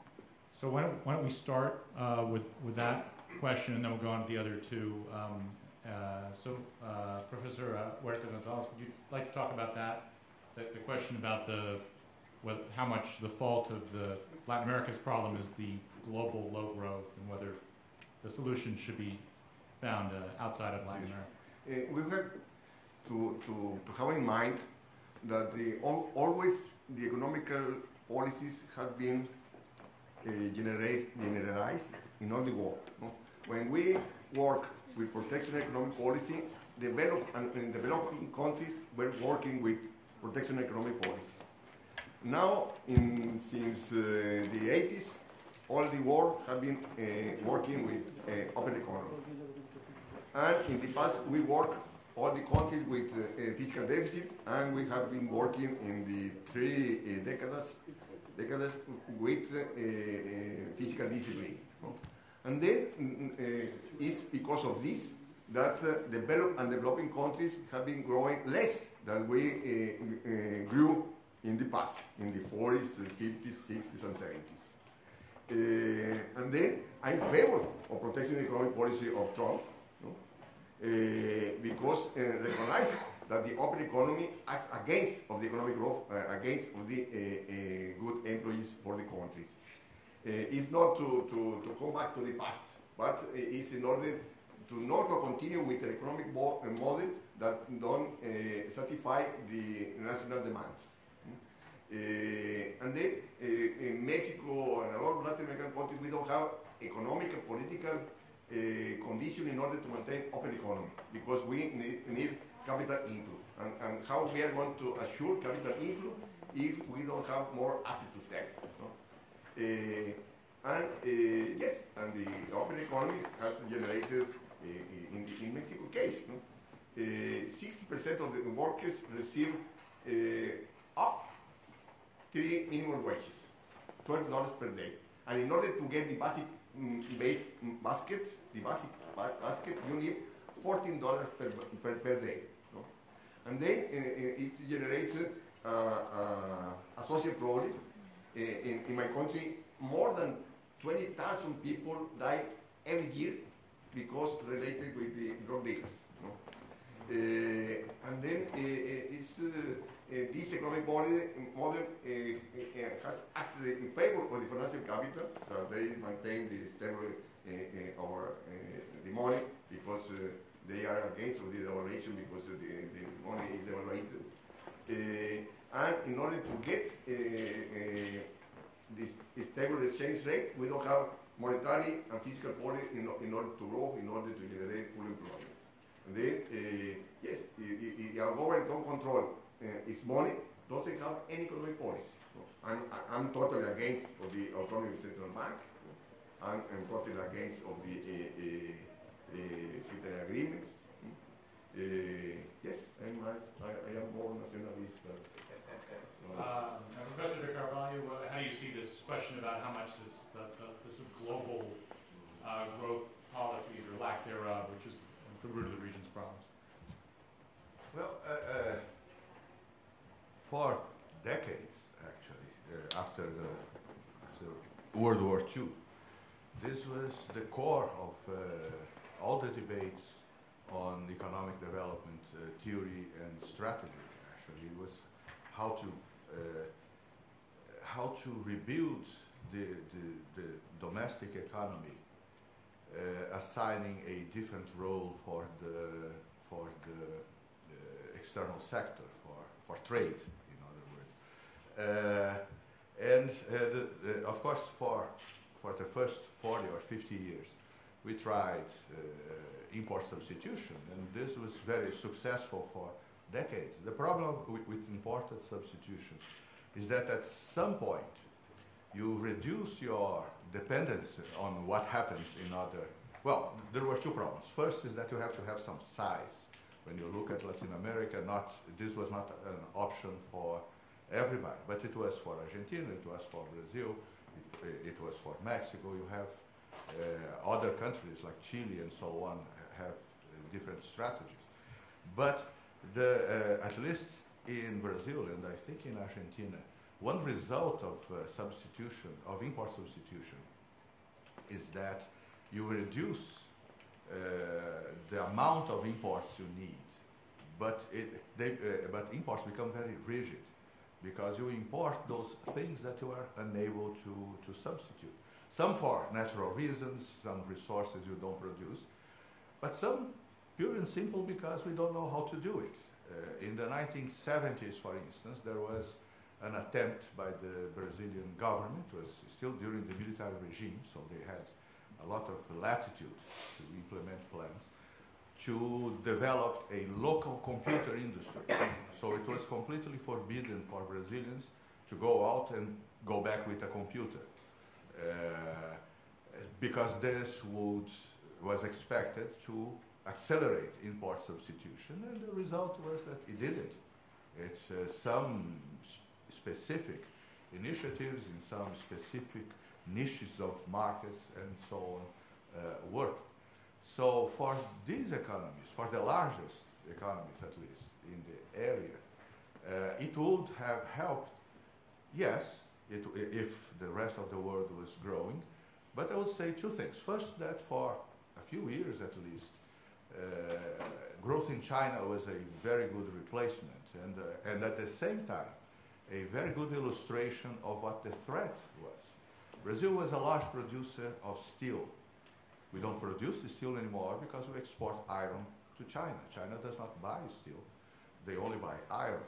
So, and they produce much more cheaply, so we don't do this anymore. We had a naval construction industry, which you don't have anymore. This is, now you have just for repairs, but not for building the ships,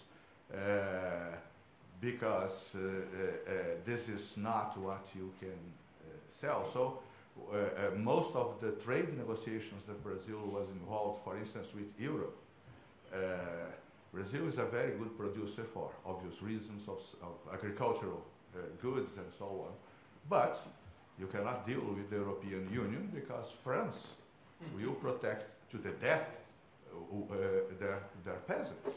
Actually, the whole Union pays for the French peasants. And so in the end, trade is obviously a very important part. But I still don't think that it could by itself be a solution. If you had a strategy like the Asian had and so on, in which you could use that as a lever to increase growth and so on. But this is much more than just having a growing market because the tendency would be to sell soybeans and iron and beef or something like this if you could beat the barriers that you face. So I don't know. I think these countries still have to find the local dynamism that would allow them to go through turbulences in the not by isolating themselves. In some cases, this is what happened under import substitution. There was the idea that autarky was the same thing as development. We learned that this is not. But some economies are too large to, and at this point, they're not as poor as China was when it began and so on. So it's very hard to put all your chips on the reawakening of Europe and so on, which, by the way, doesn't seem to be in the horizon anyway. So it's very, it doesn't look very promising. And Mr. O'Connell, I'll let you answer that same question about the extent to which it's the world's fault, and then also move on to that more specific Argentine question about the agricultural tax.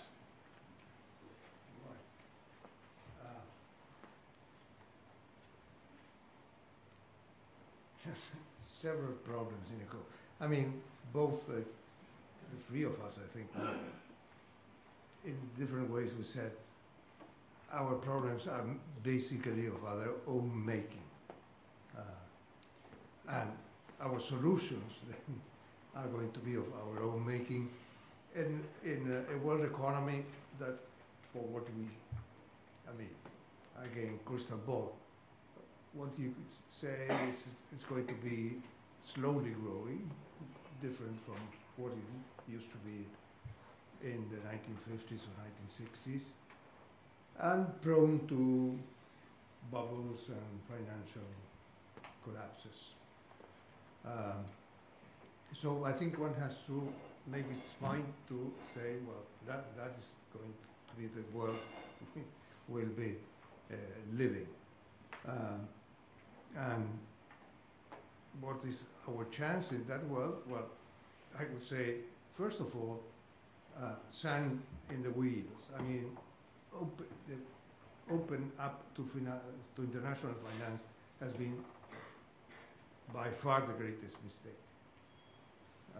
Open up to speculation, to short-term capital, is you lose any autonomy of economic policy, like very well presented at Jackson 3 years ago by Hélène.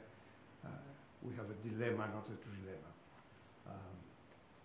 You cannot have, without capital controls, you cannot have an autonomous economic policy. And you build up local bubbles that end up in a very bad way. So I think one can imagine things.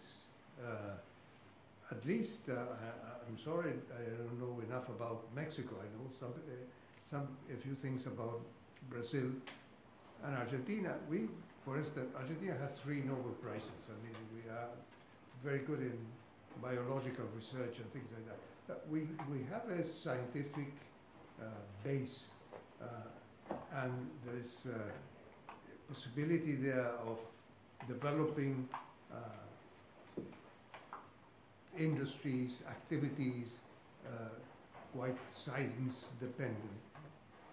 And I must say that the previous government, for which I was an official at governor of the central bank, but on the other hand I disagreed with many of the things that the government did, in this field did a lot of good work.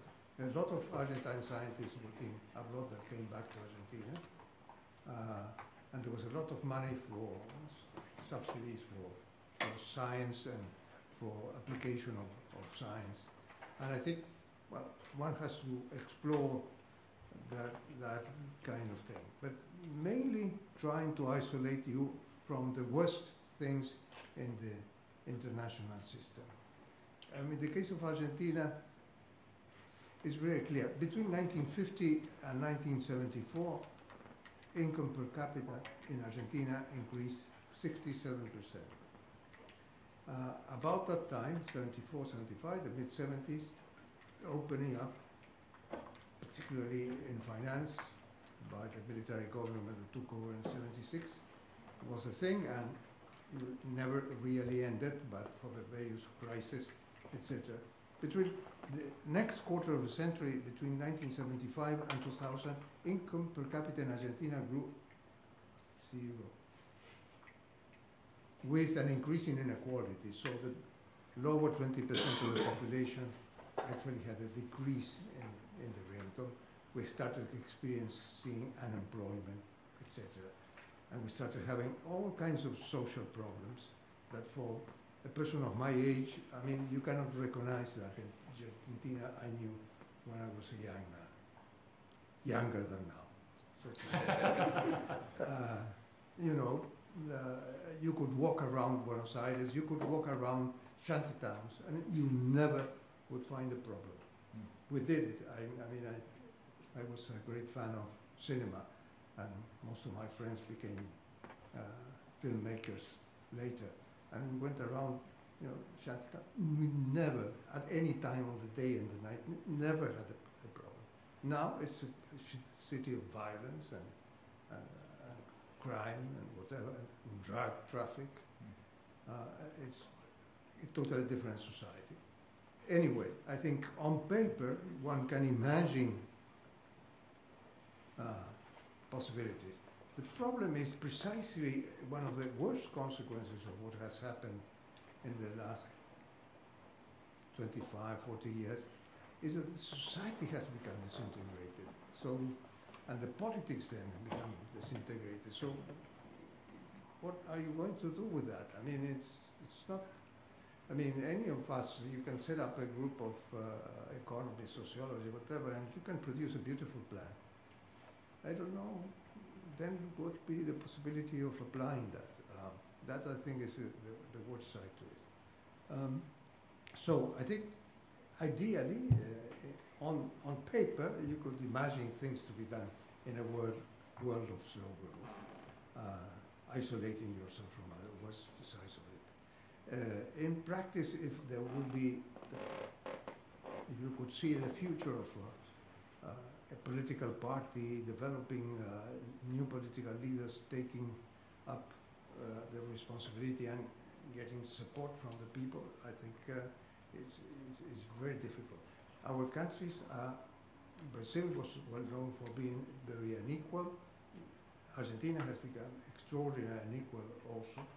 So this has completely changed the political climate and the U.S. is following suit. Yeah. Opportunities.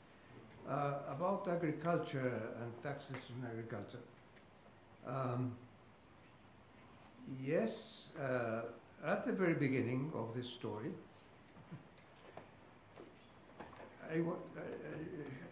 you will have to remember that Mr. Clayton, the Secretary of Commerce of the United States, at the Conference of Havana, said we have to close down the Latin America industrialization, artificial industry created during the war. Mr. Clayton, by the way, was a big cotton trader and very active in Brazil.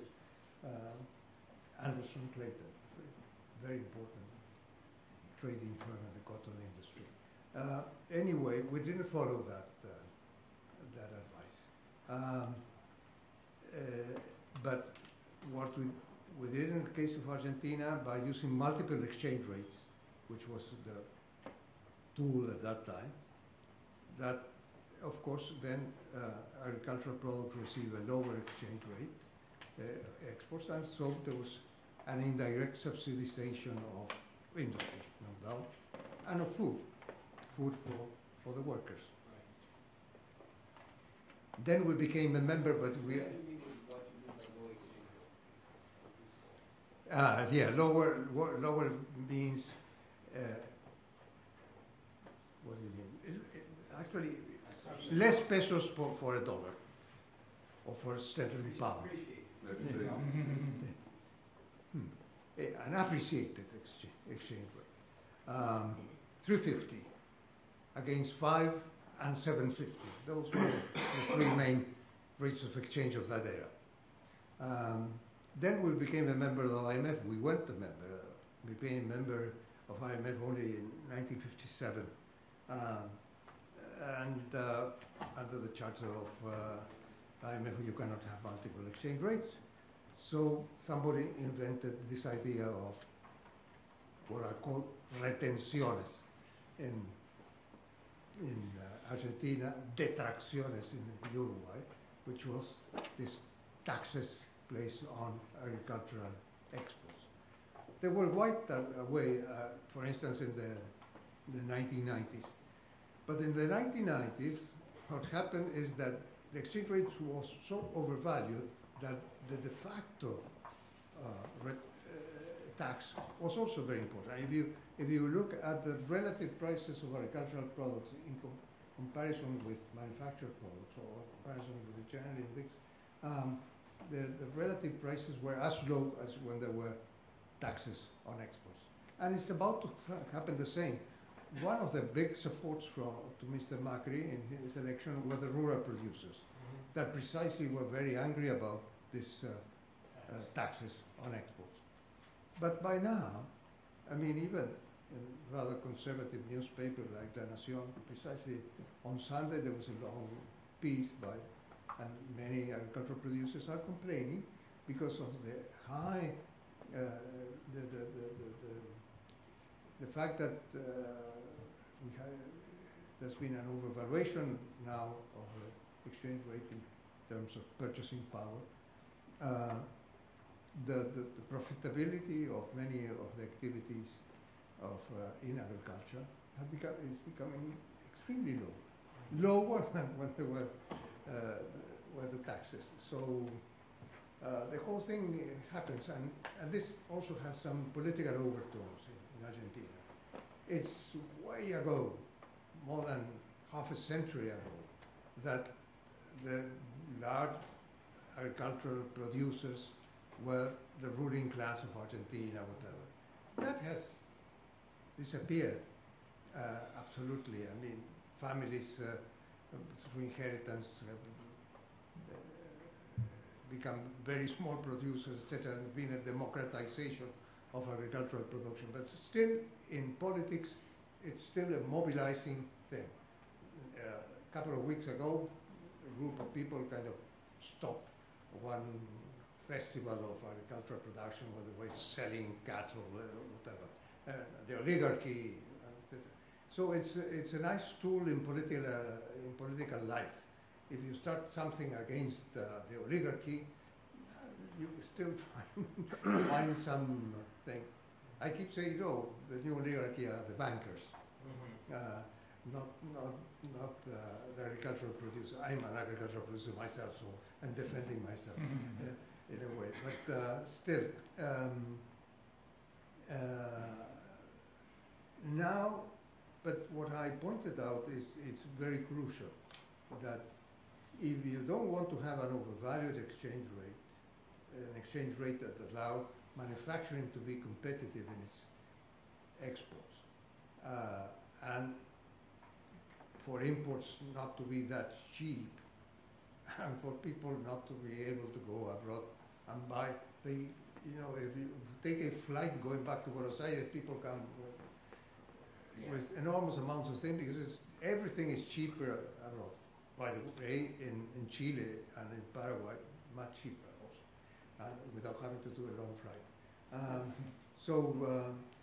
If you don't want to have an overvalued exchange rate, and if you want to protect the standard of living of people for which 20–30% easily of the budget goes to food, still these taxes on exports have some sense.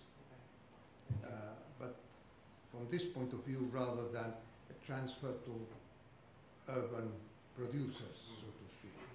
So I think unfortunately I will probably stay another hour talking about all this stuff, but I think we'll have to wrap it up there. But thanks the three of you very much. It was a great discussion.